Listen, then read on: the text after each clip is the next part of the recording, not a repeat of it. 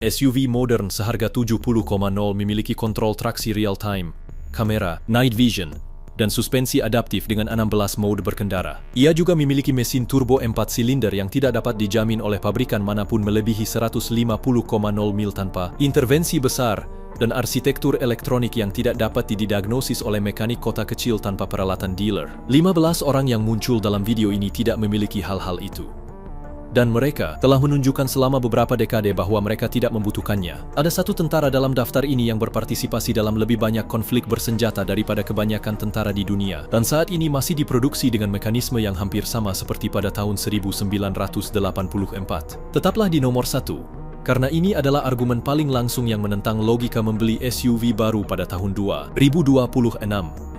Industri otomotif mendefinisikan ulang SUV mulai tahun 1990-an. Kendaraan yang dulunya merupakan kendaraan kerja berbadan tertutup kini menjadi platform mobilitas keluarga dengan klaim kemewahan, dan daya tahan tidak lagi menjadi kriteria desain utama, sehingga digantikan oleh pengalaman kabin dan konektivitas pengemudi. Hasilnya adalah pasar SUV modern yang sangat mumpuni dalam kondisi aspal kering dan sangat rapuh di tempat lain. Ke-15 SUV ini memiliki filosofi konstruksi yang berbeda. Tidak ada yang dirancang untuk bersaing dalam kenyamanan kabin dengan sedan eksekutif. Semuanya dirancang untuk mencapai ujung aspal dan terus berjalan ketika kendaraan modern berhenti. 15. Jeep Cherokee XG 1984-2001. Cherokee XG adalah SUV kompak paling berpengaruh dalam sejarah segmen ini dan salah satu yang paling disalahpahami di pasar bekas. Itu adalah SUV unibody pertama yang diproduksi secara massal, sebuah keputusan teknis yang pada tahun 1984 tampak berisiko karena industri mengaitkan unibody dengan mobil penumpang dan sasis tangga dengan kendaraan kerja nyata. Jeep menunjukkan bahwa pembedaan itu tidak diperlukan. Mesin 6 silinder segaris 4,0 liter, yang secara internal dikenal sebagai AMC 242, 190 tenaga kuda dan torsi 285 pon kaki dalam versi finalnya. Ini adalah salah satu mesin 6 silinder segaris yang paling terdokumentasi dalam hal umur panjang di pasar Amerika. Ada catatan terverifikasi tentang unit yang menempuh jarak lebih dari 300,0 mil dengan mesin asli tanpa rekonstruksi besar-besaran, selalu dengan penggantian oli yang dihormati. Arsitekturnya terbuat dari besi tuang, tanpa camshaft overhead variabel, tanpa turbocharger, tanpa sistem apapun yang menambah kerumitan melebihi apa yang dibutuhkan mekanika dasar. XJ memiliki jarak terpendek antara panel bodi dan gandar depan dibandingkan SUV kompak manapun pada masanya, sehingga menghasilkan sudut serang di medan sulit yang tidak dapat ditandingi oleh SUV modern dengan harga lebih tinggi tanpa modifikasi suspensi. Monocoque XJ memiliki kekakuan torsi yang tidak dapat ditiru oleh sasis tangga pesaing pada masa itu. Di medan yang sulit, geometri suspensi poros kaku di kedua ujungnya memberikan artikulasi yang dikelola. Sistem suspensi independen modern secara elektronik dengan hasil yang lebih rendah dalam kondisi ekstrim. XJ saat ini dapat ditemukan dalam kondisi mekanis yang kokoh dengan harga antara 4,0 dan 10,0. XJ memecahkan SUV kompak dengan mesin monocoque dan basic core. Nomor 14 mendapatkan hasil yang sama dari ujung yang berlawanan. Sasis tangga Basha Koko, dimensi truk, dan mesin diesel yang dirancang untuk tidak berhenti. 14. Toyota Land Cruiser seri 80-1990-1997 adalah tolok ukur yang digunakan untuk mengukur setiap SUV lain dalam daftar ini dalam hal keseimbangan antara kemampuan off-road dan kenyamanan kabin. Toyota membangunnya pada saat merek tersebut telah mengumpulkan data penggunaan dunia nyata selama 3 dekade di Australia, Timur Tengah, dan Afrika, dan menerapkan semua ilmunya pada platform yang harus berfungsi sebagai kendaraan keluarga di Melbourne dan sebagai alat ekspedisi di Sahara dengan mekanik yang sama. Mesin 6 silinder segaris 1 ZFI 4, 5 liter, 212 tenaga kuda dan torsi 275 pon kaki dalam versi bensin. Mesin diesel 4, 2 liter 6 silinder segaris 1 HDT yang tersedia di pasar non-Amerika dianggap oleh mekanik Toyota sebagai salah satu mesin diesel dengan umur terpanjang yang terdokumentasi dalam sejarah merek tersebut. Kedua versi memiliki filosofi desain yang sama, toleransi lebar, arsitektur konservatif, ketahanan material tinggi pada titik beban terbesar. Sasis seri 80 dibuat dengan bagian baja yang lebih tebal daripada standar industri SUV penumpang pada saat itu. Toyota menggunakan spesifik truk kerjanya sebagai acuan ketahanan. bukan spesifik kendaraan rekreasionalnya. Sistem penggerak semua roda seri 80 mencakup diferensial tengah yang dapat dikunci dan diferensial belakang yang dapat dikunci sebagai standar pada versi yang dilengkapi. Kombinasi tersebut, pada tahun 1990, eksklusif untuk kendaraan ekspedisi militer dan profesional. Di Australia terdapat unit yang beroperasi aktif dengan jarak tempuh lebih dari 500,0 km dengan mesin asli. Harga di pasar saat ini berkisar antara 15,0 dan 35,0 tergantung pada pasar dan peralatan. Seri 80 adalah puncak dari SUV kerja dengan klaim kenyamanan. Nomor 13 mengorbankan kenyamanan sepenuhnya dan membangun sesuatu yang dianggap lebih dapat diandalkan oleh militer di banyak negara daripada peralatan militer mereka sendiri. 13. Mercedes-Benz G-Class W460 W461 1979 sekarang. G-Class asli tidak dirancang untuk pasar sipil. Itu adalah hasil kontrak antara Mercedes-Benz dan tentara Shah Iran yang ditandatangani pada tahun 1973 untuk mengembangkan kendaraan mobilitas militer segala medan. Ketika revolusi Iran tahun 1979 membatalkan kontrak tersebut, Mercedes telah menyelesaikan kendaraannya tanpa pelanggan dan menjualnya kepada masyarakat umum. Sasis tangga basya bagian ganda. 3 perbedaan yang dapat dikunci sebagai standar, termasuk tengah, depan dan belakang, sebuah konfigurasi yang tidak ditawarkan oleh SUV produksi seri dari merek manapun pada saat itu. Sudut serang 37 derajat, sudut keberangkatan 30 derajat, kedalaman rendam 600 mm. Mesinnya telah berubah selama bertahun-tahun, tetapi platform penggerak mekanis dan filosofi konstruksi sasis dapat dikenali di setiap generasi dari tahun 1979 hingga saat ini. W460 G-Class asli dibuat dengan spesifik yang sama untuk penggunaan sipil dan militer. Ada versi yang diperkuat untuk tentara dan versi yang disederhanakan untuk pasar. Kendaraan yang dibeli oleh warga sipil secara struktural sama dengan yang digunakan oleh tentara. W460 dan W461 tingkat militer masih dalam produksi aktif untuk angkatan bersenjata di lebih dari 50 negara. Unit sipil generasi pertama, bermesin diesel 5 silinder segaris, saat ini dapat ditemukan di pasar Eropa dan Australia dengan harga antara 12,0 dan 25,0. Ini satu-satunya SUV dalam daftar ini yang tidak pernah dihentikan produksinya karena belum ada pabrikan yang membangun apapun untuk menggantikannya dalam hal kemampuan off-road dengan 3 kunci diferensial sebagai standar. ILG kelas G memiliki ketahanan dengan desain militer. Nomor 12 mengambil platform sipil yang ada dan memperbesarnya untuk menghasilkan sesuatu yang akhirnya diadopsi oleh tentara tanpa menugaskannya. 12. Pembela Land Rover 1983 2016. Defender adalah SUV dengan siklus hidup produksi terpanjang dalam sejarah pasar barat. 33 tahun dengan arsitektur sasis yang sama, dari tahun 1983 hingga 2016.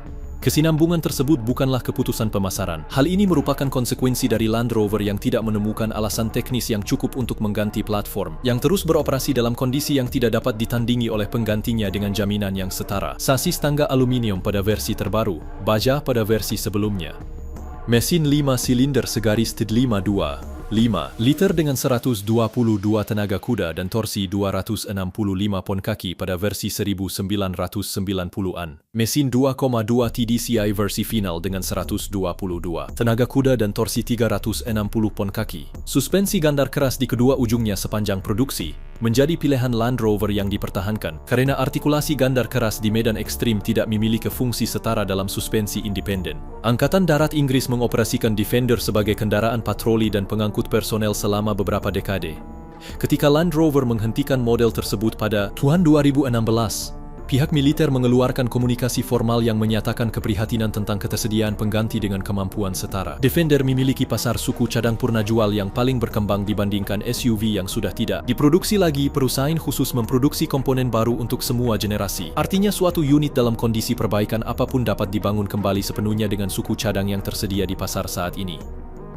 Sufwa, unit dalam kondisi kerja dapat berkisar antara 15,0 dan 45,0 tergantung pada tahun dan konfigurasi.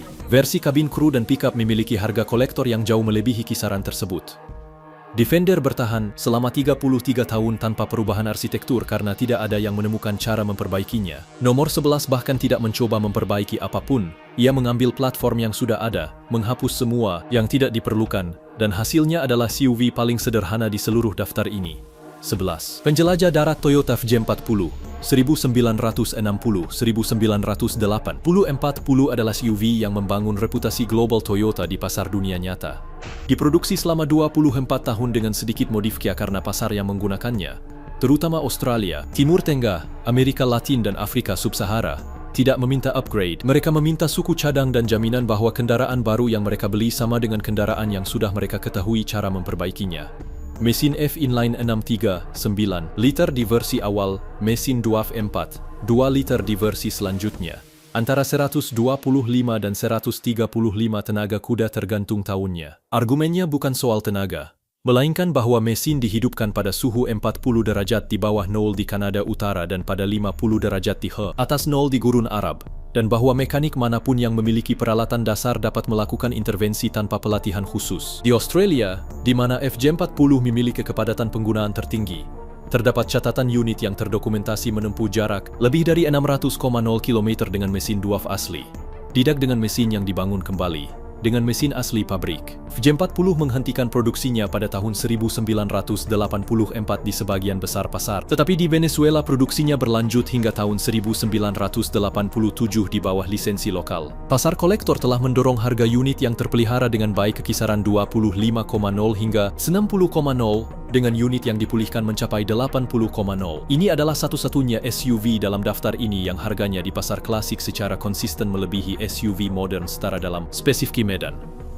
FJ40 membangun reputasi Toyota di pasar dunia nyata selama 24 tahun. Nomor 10 membangun reputasi Nissan dengan cara yang sama, di pasar yang sama, dengan filosofi yang sama, dan selama beberapa dekade tidak ada orang di luar pasar tersebut yang mengetahui keberadaannya. 10. Nissan Patrol seri 60 1980-1987. Nissan Patrol seri 60 memiliki fungsi yang setara dengan FJ40 di lini produksi Nissan dan menempati posisi yang sama yang tidak dapat dipahami di pasar barat. Di Australia, Timur Tengah, dan Afrika Utara, penyakit ini tidak perlu diperkenalkan lagi. Di Eropa dan Amerika Utara, jarang sekali pembeli SUV klasik tidak menyadarinya. Mesin diesel 6 silinder segaris 40 yang disedot secara alami 4,0 liter, 105 tenaga kuda dan torsi 177 pon kaki, tanpa turbo, tanpa injeksi elektronik, tanpa komponen yang memerlukan diagnosis, terkomputerisasi. Setiap sistem mesin dapat diakses dan diidentifikasi dengan perkakas tangan dasar. Sasis tangga dengan bagian baja lebih tebal dari standar industri untuk kendaraan penumpang. Pada saat itu, dirancang untuk spesifikasi kekuatan truk ringan. Suspensi gandar kaku di kedua ujungnya dengan pegas daun, konfigurasi yang memberikan stabilitas, beban di medan kasar yang tidak dapat ditiru oleh suspensi independen modern tanpa bantuan elektronik. Di Timur Tengah, di mana seri 60 memiliki penetrasi pasar terbesar di luar Jepang, terdapat unit-unit yang terdokumentasi dalam layanan aktif dengan penggunaan terus-menerus selama lebih dari 40 tahun tanpa pembangunan kembali mesin. Pasar purnajual lokal di pasar tersebut memproduksi suku cadang baru untuk seri 60 tanpa bergantung pada impor dari Jepang. Seri 60 saat ini dihargai di pasar ekspor Australia dan pasar kolektor Eropa antara 15,0 dan 28,0 untuk unit dengan sejarah yang terdokumentasi. Untuk harga segitu, ini adalah SUV dengan sejarah ketahanan mesin terpanjang dibandingkan kendaraan manapun dalam daftar ini yang diukur dalam penggunaan kerja sebenarnya, bukan penggunaan kolektor. Patrol Series 60 adalah diesel yang tahan lama tanpa elektronik. Nomor 9 mengambil filosofi sasis koko yang sama dan menerapkannya pada SUV yang lebih besar dan lebih banyak. Membawa kargo yang dirancang untuk pasar di mana ukuran sama pentingnya dengan daya tahan. 9. Pramuka Pemanen Internasional Duari 1971-1980 International Harvester membangun Scout 2 dengan menerapkan kriteria toleransi yang sama seperti yang diterapkan pada mesin pertanian dan industrinya. Hasilnya adalah SUV kompak dengan spesifikasi konstruksi yang tidak disetujui oleh produsen kendaraan penumpang, khusus karena membuat produksi lebih mahal tanpa meningkatkan kenyamanan atau performa di jalan raya. Spesifikasi yang sama itulah yang menyebabkan unit Scout 2 yang masih bertahan 4 dekade setelah produksinya, memiliki rangka tanpa deformasi struktural di bawah pembebanan berkelanjutan. Mesin V8 internasional 5,0 atau 5,7 liter tergantung versinya, dengan distribusi roda gigi basah langsung, bukan rantai. 155 hingga 163 tenaga kuda dan torsi antara 270 dan 292 pon kaki. Distribusi roda gigi menghilangkan titik kegagalan yang mempengaruhi motor rantai di bawah tekanan berkelanjutan.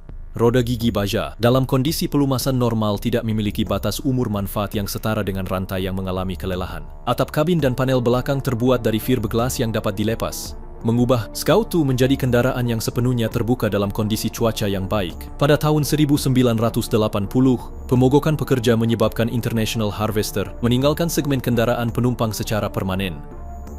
Scout 2 adalah model terakhir yang diproduksi. Tidak ada versi modern, tidak ada penggantinya, dan tidak ada pabrikan yang mencoba meniru filosofi konstruksinya dengan material terkini. Kombinasi kekurangan unit, sejarah konstruksi industri, dan kurangnya penerus telah mendorong harga Scout 2 ke kisaran 20,0 hingga 40,0 untuk unit dalam kondisi berjalan. Scout 2 adalah apa yang terjadi ketika produsen alat berat membuat SUV. Nomor 8 adalah apa yang terjadi ketika produsen SUV memutuskan bahwa satu-satunya kriteria desain yang valid adalah bahwa kendaraan tersebut dapat bekerja dalam kondisi apapun, berapapun biayanya. 8. Mitsubishi Pajero/Montero. Generasi pertama dan kedua, 1982-1999, dengan pencapaian kompetisi paling banyak didokumentasikan dalam sejarah segmen ini. 14 kemenangan di Rally Dakar antara tahun 1985 dan 2007, termasuk 7 kemenangan berturut-turut antara tahun 1992 dan 1998. Rekam jejak tersebut bukanlah argumen pemasaran. Hal ini merupakan konsekuensi Mitsubishi menggunakan Dakar sebagai laboratorium ketahanan dalam kondisi ekstrim dan mentransfer hasilnya langsung ke versi produksi seri. Mesin diesel 4 silinder segaris 2, 5 liter turbocharged 4D56 dalam versi paling umum di pasar Eropa dan Asia, dengan tenaga 95 hingga 100 tenaga kuda dan torsi 196 pon kaki.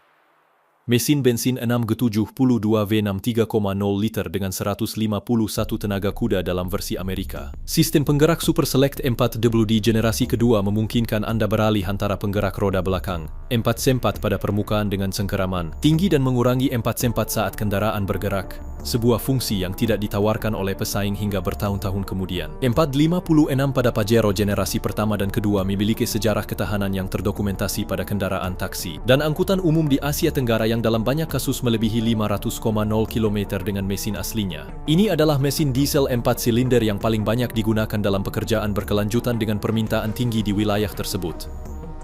Pajero generasi pertama dan kedua saat ini dapat ditemukan dengan harga antara 4,0 dan 12,0 untuk unit dalam kondisi berfungsi. Dengan sejarah balap terpanjang dalam daftar ini, Pajero menunjukkan ketangguhannya dalam persaingan. Nomor 7 mendemonstrasikannya dalam perang. Ini adalah SUV dalam daftar ini dengan konflik bersenjata terbanyak dalam sejarah penggunaannya, dan masih dalam produksi. 7. Toyota Land Cruiser 70 Series, 1984 sekarang. 10 telah diproduksi sejak 1984 dengan arsitektur sasis yang sama. Bukan karena Toyota belum bisa memperbaruinya, tapi karena pasar yang membelinya, terutama Australia, Timur Tengah, Afrika Sub-Sahara, dan Amerika Latin di bidang pertanian dan industri, tidak menginginkannya diperbarui. Mereka menginginkan kendaraan yang sama yang telah mereka ketahui cara memperbaikinya, dengan komponen yang sama yang diketahui oleh mekanik lokal. Mereka dibuat dengan toleransi yang sama yang telah terbukti dapat digunakan selama 4 dekade dalam kondisi yang menghilangkan pilihan lain. Mesin diesel 4, 5 liter 1 VD-FTV V8 dalam versi saat ini, dengan 201 tenaga kuda dan torsi 479 pon kaki. Mesin 6 silinder segaris 1 HD yang disedot secara alami pada versi sebelumnya, dianggap oleh mekanik khusus Toyota sebagai mesin yang paling mudah dirawat di seluruh lini Land Cruiser. Sasis tangga basah, suspensi gandar kaku di kedua ujungnya, tanpa suspensi independen, tanpa kontrol traksi elektronik dalam versi kerja, tanpa sistem apapun yang tidak dapat diintervensi oleh mekanik lapangan dengan alat dasar. Australia adalah pasar seri 70 terbesar di luar Jepang. Pemerintah Australia menggunakan versi seri 70 dalam operasi darurat di negara tersebut karena merupakan satu-satunya SUV produksi seri yang memiliki jaringan suku cadang dengan jangkauan di daerah terpencil di mana tidak ada kendaraan lain yang memiliki dukungan perbaikan. Seri 70 dalam versi saat ini memiliki harga eceran baru di Australia antara 55,0 dan 75,0 tergantung pada konfigurasi. Ini adalah satu-satunya kendaraan dalam daftar ini yang dijual baru dengan arsitektur dasar yang sama seperti 40 tahun lalu. Seri 70 masih dalam produksi karena belum ada yang membuat sesuatu yang lebih baik dari fungsinya. Angka 6 dihentikan. Namun argumen, daya tahannya setara, dan pasar bekas mencerminkannya dengan harga yang tidak memiliki pembenaran logis kecuali sejarahnya diketahui. 6. Ford Bronco, Generasi pertama, 1966-1977. Generasi pertama adalah SUV kompak Amerika yang mendefinisikan segmen tersebut sebelum segmen tersebut memiliki nama. Ford mengembangkannya sebagai respons langsung terhadap International Harvester Scout dan Jeep CJ. Dan pada tahun 1966 memproduksi kendaraan yang menggabungkan sasis tangga basah, poros kaku di kedua ujungnya, dan bodi kompak yang cocok untuk SUV besar pada saat itu. Mesin 6 silinder segaris 2, 8 liter di versi awal, V8 9 liter di versi selanjutnya, dengan tenaga antara 105 dan 195 tenaga kuda tergantung tahun dan konfigurasi. Transfer case Spicer 20 awal memiliki rekor ketahanan terbersih dari semua transfer case Amerika pada masa itu. Konstruksi basah, padat dan desain roda gigi langsung tanpa sinkronisasi di posisi rendah menghilangkan titik kegagalan yang mengganggu case pesaing. Atap belakang dapat dilepas seluruhnya, mengubah Bronco menjadi kendaraan terbuka dalam kondisi cuaca baik. Bronco generasi pertama diproduksi dalam satu ukuran selama 11 tahun tanpa perubahan platform. Ford berusaha memperbesar bodinya pada tahun 1978 untuk generasi kedua, dan hasilnya adalah kendaraan yang lebih besar, lebih nyaman, dan kurang mampu dalam medan yang sulit. Para kolektor mengabaikan generasi selanjutnya dan menjadikan generasi pertama sebagai objek keinginan seperti sekarang ini. Pasar kolektor telah mendorong harga Bronco generasi pertama ke tingkat yang tampaknya mustahil terjadi satu dekade lalu. Sebuah unit dalam kondisi berjalan mulai dari 25,0. Contoh yang dipulihkan melebihi $80,0, dan contoh dalam kondisi congkur telah melebihi $150,000 dilelang. Bronco generasi pertama dihargai karena pasar terlambat memahami apa yang dimilikinya. Nomor 5 memiliki argumen ketahanan paling teknis di seluruh daftar ini, dan pasar belum sepenuhnya memahaminya. 5. Lada Niva 1977 sekarang. Lada Niva adalah SUV terlama dalam produksi berkelanjutan dalam sejarah segmen ini. Telah diproduksi sejak tahun 1977 dengan arsitektur yang secara umum tidak berubah selama 47 tahun. Bukan karena kurangnya sumber daya untuk memperbaruinya, melainkan karena kombinasi penggerak semua roda permanen, suspensi independen depan, dan gardan kaku belakang yang dirancang Avto VS pada tahun 70-an terbukti cukup mumpuni untuk pasar pembelinya, yang sebagian besar adalah Rusia, Eropa Timur dan beberapa pasar berkembang di mana kemampuan perbaikan dan biaya pemeliharaan lebih penting daripada kenyamanan atau kinerja.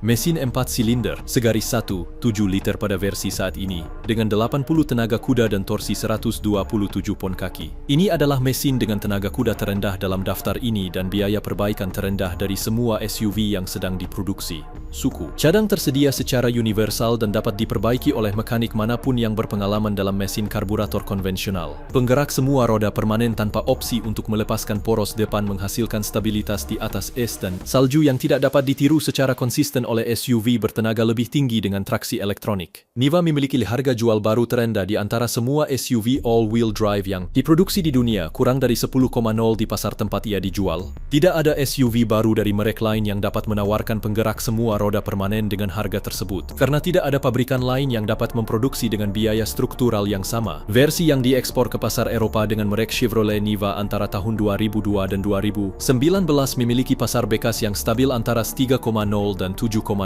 Untuk harga tersebut, ini adalah SUV all-wheel drive dengan biaya perawatan terendah yang terdokumentasi dari semua kendaraan produksi seri yang saat ini tersedia di pasar bekas. Niva membuktikan bahwa penggerak semua roda tidak harus mahal atau rumit. Angka 4 membuktikan bahwa tidak harus nyaman juga, dan ketidaknyamanan yang disengaja itulah yang menjadikannya SUV paling mumpuni di medan ekstrim di seluruh daftar hingga saat ini. 4. Land Rover Seri 3 1971, 1985. Land Rover Seri 3 merupakan link terakhir dari lini yang dirancang Maurice Wilks pada tahun 1948 dengan menggunakan rangka Willys Jeep sebagai acuan. 76 tahun setelah desain pertama tersebut, prinsip-prinsip teknik yang diterapkan Wilks masih dapat dikenali di seri, sasis aluminium berkekuatan tinggi, bodi aluminium, mekanisme yang dapat diakses tanpa alat khusus, dan geometri suspensi yang mengutamakan artikulasi di medan sulit dibandingkan kenyamanan di jalan raya. Mesin bensin atau diesel 4 silinder segaris 2, 25 liter. Antara 62 dan 70 tenaga kuda tergantung versinya. Ini adalah mesin bertenaga terendah dari SUV sasis tangga dalam daftar ini. Argumennya bukanlah kekuatan, argumennya adalah pengurangan. menjadi 62 tenaga kuda dan dengan rasio gigi reduksi yang memungkinkan kecepatan maju kurang dari 1 km per jam dalam pengurangan 4x4. Seri 3 dapat mendaki medan yang tidak dapat diatasi oleh SUV dengan tenaga 3 kali lipat karena kontrol traksi elektronik tidak dapat menggantikan pengurangan mekanis nyata dengan rasio roda gigi tersebut. Bodi seri 3 terbuat dari aluminium, bukan baja. Keputusan tersebut yang dibuat pada tahun 1948 karena kekurangan baja Inggris pasca perang, ternyata miliki keunggulan struktural. Unit seri 3 tidak memiliki tingkat korasi bodi yang menghilangkan sebagian besar SUV baja pada era yang sama. Sasis aluminiumnya juga tidak berkarat. Yang gagal di seri 3 bukanlah strukturnya. Itu adalah komponen mekanis, dan semuanya dapat diperbaiki. Seri 3 saat ini dapat ditemukan dalam kondisi berfungsi dengan harga antara 8,0 dan 20,0. Pasar suku cadang purna jual adalah yang paling berkembang dibandingkan SUV manapun dalam daftar ini setelah Defender. Kelangsungan produksi Land Rover selama puluhan tahun menghasilkan ekosistem produsen suku cadang independen yang masih aktif. Sebuah unit dalam kondisi apapun dapat dibangun kembali sepenuhnya dengan komponen baru yang diproduksi saat ini. Seri 3 mengatasi medan dengan pengurangan mekanika dan bodywork aluminium. Angka 3 menyelesaikan medan dengan sistem yang sama sekali berbeda, dikembangkan dalam konteks paling ekstrim yang dapat dihadapi kendaraan. Kompetisi militer aktif. 3. Pemburu UAZ 1985 sekarang. UAZ Hunter awalnya dikenal sebagai UAZ 469 dalam versi militernya dan dipasarkan sebagai UAZ 300. 15.195 Hunter dalam versi sipil saat ini adalah SUV produksi seri dengan sejarah penggunaan militer terpanjang dari semua kendaraan dalam daftar ini. Kendaraan ini dikembangkan pada tahun 1960-an untuk Angkatan Darat Soviet sebagai pengganti Willys Jeep pada Perang Dunia Dukanto, dan sejak itu telah bertugas di angkatan bersenjata lebih dari 50 negara di semua benua, termasuk operasi di Arktik, di Gurun Sahara dan di hutan Amerika Tengah dan Asia Tenggara. ZMZ 409 mesin 4 silinder segaris 2, 7 liter dalam versi saat ini, dengan 128 tenaga kuda dan torsi 230 pon kaki. Sasis tangga baja, suspensi gandar kaku dengan pegas daun 4 titik, tanpa komponen suspensi independen apapun di versi generasi manapun. Transfer case dengan standar yang dikurangi. Kunci diferensial belakang tersedia. Kendaraan lengkap ini berbobot 1,65 kg dan memiliki kapasitas muatan 600 kg. Rasio berat kendaraan terhadap muatan yang tidak dapat ditandingi oleh SUV modern dengan harga serupa. UAZ Hunter baru dijual hari ini di Rusia dengan harga setara dengan $12,000 USD. Untuk harga tersebut, ini adalah satu-satunya SUV produksi seri di dunia yang dilengkapi kunci diferensial belakang, roda gigi reduksi standar, dan sasis tangga baja militer sebagai perlengkapan standar, tanpa opsi tambahan. Di pasar Eropa Timur, Amerika Latin, dan Afrika di mana UAZ diimpor atau dirakit secara lokal, unit bekas dapat ditemukan dengan harga antara 4.000 dan 8.000. Biaya perawatan adalah yang terendah dibandingkan SUV sasis tangga manapun dalam daftar ini. Komponen diproduksi secara lokal dan prosedur perbaikan didokumentasikan untuk dilakukan tanpa pelatihan mekanik khusus. UAZ Hunter adalah daya tahan yang dirancang untuk pasukan dengan anggaran terbatas. Nomor 2 didesain untuk pasar sipil, namun akhirnya diadopsi oleh pasukan operasi khusus dari beberapa negara karena ternyata lebih mumpuni dibandingkan perlengkapan yang mereka pesan. 2. Toyota Land Cruiser 100 seri 1998-2007. Land Cruiser Series 100 merupakan titik keseimbangan terakhir yang ditemukan Toyota antara kemampuan medan seri 80 dan tingkat kenyamanan yang mulai diminati pasar SUV premium di akhir tahun 1990-an. Ini juga merupakan Land Cruiser produksi seri terakhir yang platform off-roadnya tidak dikompromikan untuk meningkatkan performa di jalan raya. Seri 200 yang mengikuti peningkatan kenyamanan dan teknologi kabin dengan mengorbankan kemampuan off-road dalam situasi ekstrim. Mesin bensin 2 FAV 8.4, 7 liter. 234 tenaga kuda dan torsi 320 pon kaki. Mesin diesel 6 silinder segaris 1 HDFTE 4. 2 liter dengan 204 tenaga kuda di pasar non-Amerika. Kedua mesin memiliki riwayat umur panjang yang terdokumentasi melebihi 300,0 mil dengan memperhatikan perawatan dasar. Sistem traksi crawl control seri 100. Yang memungkinkan kendaraan melaju di medan ekstrim tanpa masukan pengemudi pada pedal gas atau rem. Ini adalah sistem kontrol medan elektronik pertama yang diadopsi secara luas oleh pengguna overland karena berfungsi dalam kondisi nyata, bukan hanya pada demonstrasi pabrik. Pasukan operasi khusus di Australia dan beberapa negara Timur Tengah menggunakan seri 100 dalam versi modifki untuk misi patroli di medan yang sulit. Alasan yang terdokumentasi adalah sama dalam semua kasus. Tidak ada kendaraan buatan militer yang tersedia pada saat itu yang menawarkan kombinasi kemampuan medan, keandalan mekanis, dan ketersediaan suku cadang yang sebanding di daerah terpencil. Seri 100 saat ini dapat ditemukan di pasar Amerika dengan harga antara 12,0 dan 30,0 tergantung pada jarak tempuh dan peralatan. Untuk harga tersebut, VoiceEV dalam daftar ini adalah yang paling baik memadukan kemampuan medan yang terdokumentasi dengan tingkat kenyamanan yang dapat diterima untuk penggunaan keluarga jangka panjang. Seri 100 adalah keseimbangan terbaik antara medan dan kenyamanan dalam daftar ini. Nomor 1 tidak mencari keseimbangan itu. Orang nomor 1 memilih salah satu pihak dan telah membuktikan selama lebih dari 4 dekade bahwa pilihan tersebut adalah pilihan yang tepat.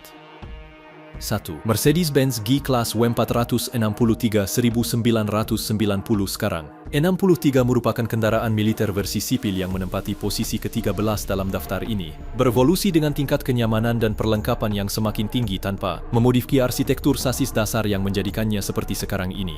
Ini adalah satu-satunya SUV dalam daftar ini yang dijual baru pada tahun 2026 dengan 3 diferensial yang dapat dikunci sebagai standar, sasis tangga baca, dan poros kaku di kedua. Ujungnya dalam konfigurasi yang sama dengan W460 asli dari tahun 1979, 47 tahun dengan arsitektur medan yang sama, tanpa terkecuali. Mesin V8 Twin Turbo 4,0 liter dengan 577 tenaga kuda pada versi AMG G63 saat ini. Mesin 6 silinder segaris 3,0 liter dengan 429 tenaga kuda di versi G500. Keduanya menggunakan sasis tangga yang sama, suspensi gandar kaku yang sama, dan 3 diferensial yang dapat dikunci yang dipesan tentara Iran pada tahun 1973.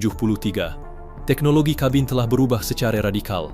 Teknologi medan pada prinsipnya sama. W463 adalah satu-satunya SUV produksi seri di pasaran saat ini yang dapat mengaktifkan kunci diferensial depan, tengah, dan belakang secara bersamaan. Dengan ketiganya terkunci, kendaraan melaju di medan ekstrim, mendistribusikan torsi secara merata ke keempat roda, tanpa sistem redistribusi elektronik, karena mekanik tidak membutuhkannya. Mengaktifkan 3 kunci W463 pada penurunan ekstrem menghasilkan sesuatu yang tidak dapat ditiru oleh SUV modern. Dengan sistem penurunan yang dikontrol secara elektronik, sensasi kendaraan turun karena mekanik yang mengendalikannya, bukan karena suatu algoritma menafsirkan sensor dan menyesuaikan rem secara real-time.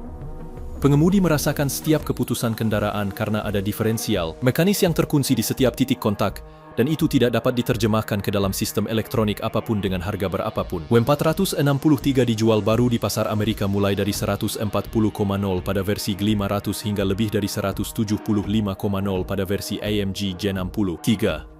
Versi bekas dari 10 tahun yang lalu dapat ditemukan antara 55,0 dan 90,0. Ini bukanlah SUV paling terjangkau dalam daftar ini. Ini adalah yang tertua, yang paling langsung menunjukkan bahwa arsitektur lahannya tidak perlu diganti dalam 47 tahun. Dan salah satu yang paling tegas menutup janji, jika industri telah menemukan sesuatu yang lebih baik daripada 3 diferensial yang dapat dikunci dan sasis tangga baja untuk melakukan apa yang dilakukan G-Class, mereka pasti sudah membangunnya. 47 tahun kemudian, belum ada yang membangunnya. Penutupan 15 SUV dirancang dalam 5 dekade berbeda, di 8 negara, dengan filosofi teknik yang tidak memiliki kesamaan kecuali satu. Tidak ada yang dirancang dengan keusangan terencana sebagai bagian dari model bisnis. Mereka dibangun untuk beroperasi dalam kondisi yang pasar modern tidak termasuk dalam pengujian homologasinya. Dan perbedaan dalam maksud desain terlihat 4 dekade kemudian pada rangka, mesin, dan catatan penggunaan lapangan yang sebenarnya. Apa yang tidak disebutkan dalam daftar ini adalah bahwa SUV modern itu buruk. Dia bilang mereka bagus untuk hal yang berbeda. SUV modern seharga 70,0 sangat mumpuni di jalan raya dan sangat bergantung pada jaringan dealer dan peralatan diagnostik agar tetap dapat beroperasi. 15 orang dalam daftar ini adalah kebalikannya. Pasar yang memilih antara 2 definisi mampu ini sudah mengetahui mana dari 2 daftar yang sesuai dengannya. G-Class ditutup nomor 1 karena merupakan satu-satunya dari 15 yang masih diproduksi dengan arsitektur medan yang sama dari tahun 1979. Dan karena dalam 47 tahun tidak ada pabrikan yang membangun sesuatu yang dapat menggantikannya. Itu bukan pemasaran. Ini adalah sejarah seluruh industri yang mencoba mencari alternatif dan tidak menemukannya. Jika daftar ini mengubah referensi Anda tentang apa yang bisa dilakukan SUV, berlanggananlah ke saluran tersebut agar Anda tidak ketinggalan analisis selanjutnya. Dan beritahu saya di komentar, dari 15 ini, mana yang akan Anda pilih hari ini dan untuk apa Anda menggunakannya? Pertanyaan tersebut memiliki jawaban yang sangat berbeda tergantung pada kebutuhan kendaraan tersebut, dan itulah yang membuat membacanya menarik.